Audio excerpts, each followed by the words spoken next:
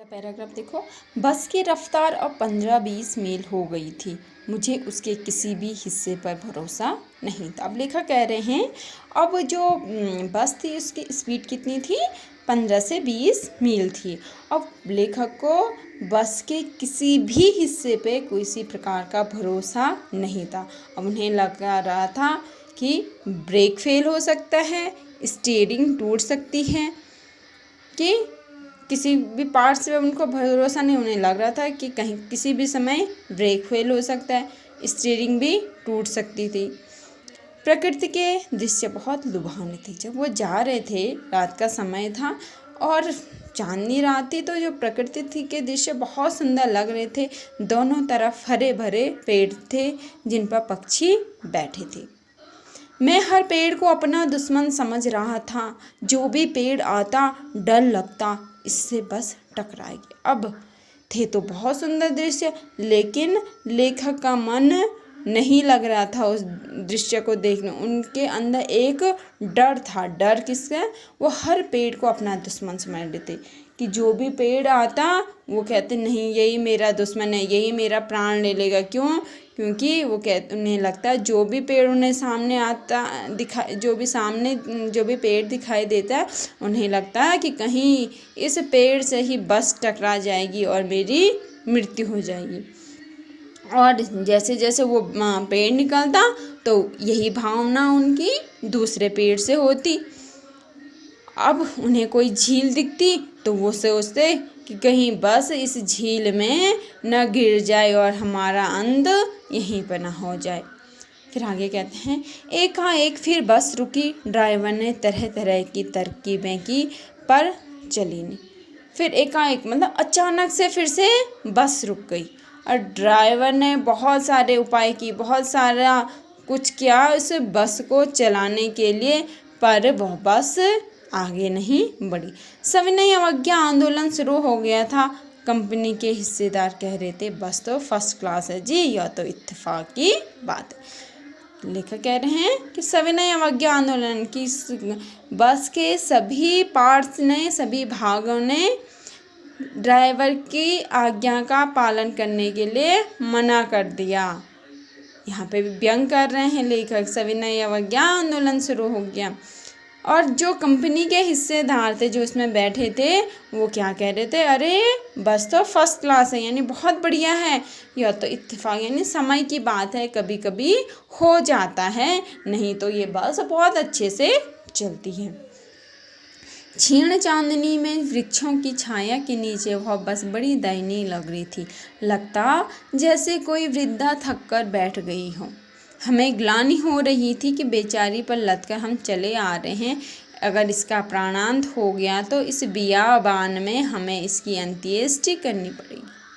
अब लेखक ने शुरू में ही बताया था कि वो समय रात का था, तो चांदनी फैली हुई थी। और कैसी चांदनी? क्षीण चांदनी यानी हल्की चांद की रोशनी थी। और वृक्षों की उस हल्की चांद की रोशनी में वृक्षों की छाया के नीचे वह बस खड़ी थी और कैसे बहुत दयनीय लग रही थी। उसकी स्थिति बहुत दयनीय थी।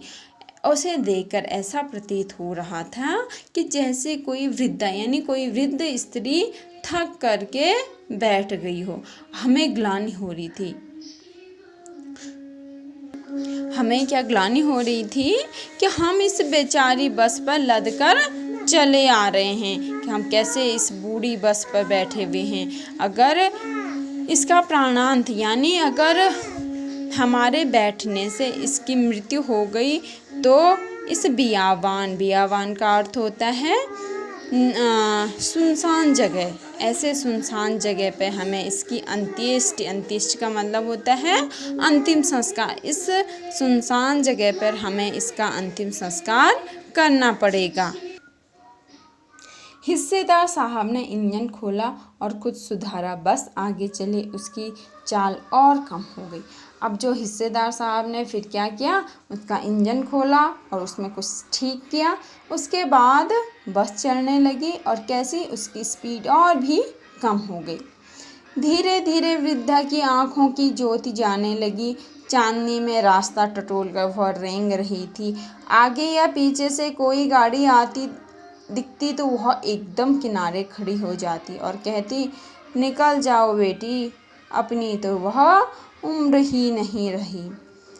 अब लेखक क्या कह रहे हैं, अब गाड़ी की स्थिति और भी दयनीय हो गई। क्या हुआ, धीरे धीरे जो वो पुरानी सी बस थी उसकी आंखों की ज्योति जाने लगी। आंखों की ज्योति यानी बस की आंखों की ज्योति कौन सी होती है, उसकी हेडलाइट यानी उसकी हेडलाइट भी खराब हो गई। अब वो चांदनी में, चांद की रोशनी में धीरे धीरे चल रही थी। आगे या पीछे से यदि कोई भी गाड़ी आती तो वो एकदम किनारे पे खड़ी हो जाती। और फिर से लेखक यहाँ पे व्यंग करते हैं। वो कहते हैं कि मानो वो बस क्या कह रही हो, उस कोई भी आगे पीछे से कोई भी बस आती तो वो कहते, निकल जाओ बेटी, अपनी तो वह उम्र नहीं रही कि मैं आगे बढ़ूं, तुम ही आगे बढ़ो। जिस प्रकार की कोई बूढ़ी औरत रास्ते में चल रही होती है, अगर कोई जवान बच्चा या उससे आगे निकल, वो एकदम किनारे हो जाते हैं और दूसरे को जाने देते हैं। उसी प्रकार से यह बस भी, इसकी स्थिति भी इतनी दयनीय हो गई थी। अब एक पुलिया के ऊपर पहुँचे ही थे कि एक टायर फिस करके बैठ गया। वह बहुत ज़ोर से हिलकर थम गई। अगर स्पीड में होती तो उछलकर नाले में गिर जाती। मैंने उस कंपनी के हिस्सेदार की तरफ पहली बार श्रद्धा भाव से देखा। वह टायरों की हालत जानते हैं, फिर भी जान हथेली पर लेकर इसी बस से सफ़र कर रहे हैं। उत्सर्ग की ऐसी भावना दुर्लभ है। लेखक कह रहे हैं कि अब एक पुलिया के ऊपर जैसे ही बस पहुंची थी कि उसका टायर फिस करके बैठ गया, यानी टायर पंचर हो गया। वह बहुत ज़ोर से हिलकर थम गई, वो बहुत ज़ोर से हिली और रुक गई। लेखक फिर आगे कहते हैं कि यदि बस स्पीड में होती तो वो क्या, उछलकर नाले में गिर जाती है। फिर यहाँ पे फिर से व्यंग करते हैं लेखक कि मैंने कंपनी के हिस्सेदार की तरफ पहली बार क्या क्या श्रद्धा भाव से देखा कि क्यों कि वह टायरों की हालत जानते हैं। वो अच्छी तरह से जानते हैं कि टायर कैसे हैं, खराब स्थिति में हैं, फिर भी जान हथेली पर लेकर इसी बस से सफ़र कर रहे हैं। जान हथेली पर लेना एक मुहावरा है जिसका अर्थ होता है प्राणों की परवाह किए बिना क्या कर रहे हैं, इस बस से सफ़र कर रहे हैं। उनको वो पता है कि क्या है, बस की स्थिति बहुत ही खराब है, कभी भी कुछ भी हो सकता है। और उन ड्राइवर, कंपनी के जो हिस्सेदार हैं वो, और जो जितने यात्री लोग हैं, सबकी मृत्यु हो सकती है। फिर वो कहते हैं उत्सर्ग की ऐसी भावना दुर्लभ। उत्सर्ग का अर्थ होता है बलिदान, यानी वो कह रहे हैं बलिदान की ऐसी भावना बहुत कम देखने योग्य मिलती है। सोचा इस आदमी के साहस और बलिदान भावना का सही उपयोग नहीं हो रहा है। फिर लेखक फिर आगे कहते हैं कि मैंने अपने मन में क्या सोचा कि जो ये व्यक्ति है इसके अंदर बहुत साहस है और बलिदान की भावना, क्योंकि वो अपने प्राणों की भी चिंता नहीं कर रहा है, इसका सही उपयोग नहीं हो रहा है। इसी तो किसी क्रांतिकारी आंदोलन का नेता होना चाहिए। अगर बस नाले में गिर पड़ती तो हम सब मारे जाते, तो देवता बाहें पसारे उसका इंतजार करते और कहते वो महान आदमी आ रहा है जिसने एक टायर के लिए प्राण दे दिए, मर गया पर टायर नहीं बदला। लेखक आगे कह रहे हैं कि इसको क्या होना चाहिए था, सही उपयोग नहीं है, इस बस का हिस्सेदार नहीं होना चाहिए था।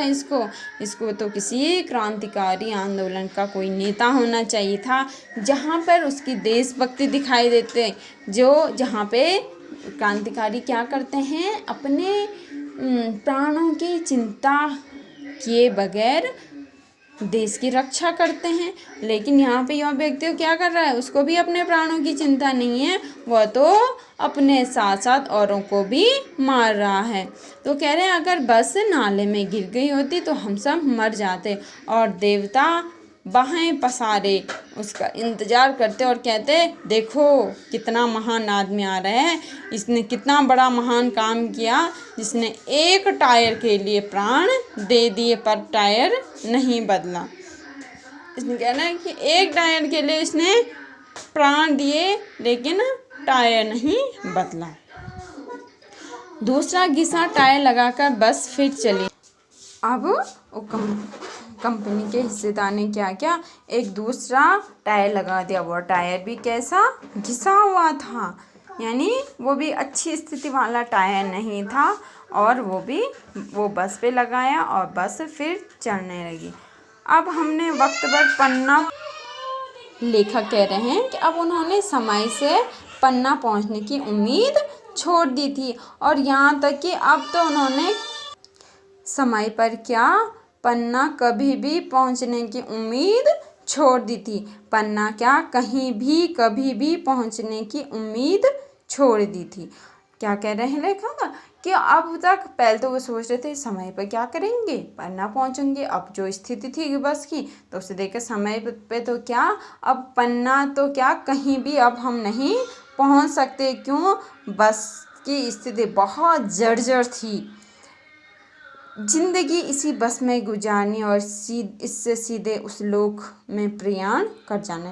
लेखक कह रहे हैं अब तो हमारी जो बची खुची ज़िंदगी है वो हमने इस बस में गुजारनी है, और इस बस से सीधे उस लोक को प्रयाण करना, यानी दूसरे लोक में जाना, यानी अपने प्राणों का त्याग कर देना है। इस पृथ्वी पर उसकी कोई मंजिल नहीं है। हमारी बेताबी तनाव खत्म हो गए। वो कह रहे हैं जो हमारी अभी तक बेताबी थी जाने की, कि हमें समय से पहुंचना है, एक व्याकुलता थी, वो ख़त्म हो गया। जो तनाव थी, जो चिंता टेंशन जो थी, वो भी ख़त्म हो गए। अब हम बड़े इत्मीनान यानी आराम से घर की तरह बैठ के, जिस प्रकार से घर में आराम से बैठते हैं हम, अब उसी आराम से बस में बैठ गए। चिंता जाती रही और हंसी मजाक चालू हो गया। वो कह रहे हैं हमने अब चिंता करना ही छोड़ दिया और आपस में ही हम हंसी मजाक करने लगे।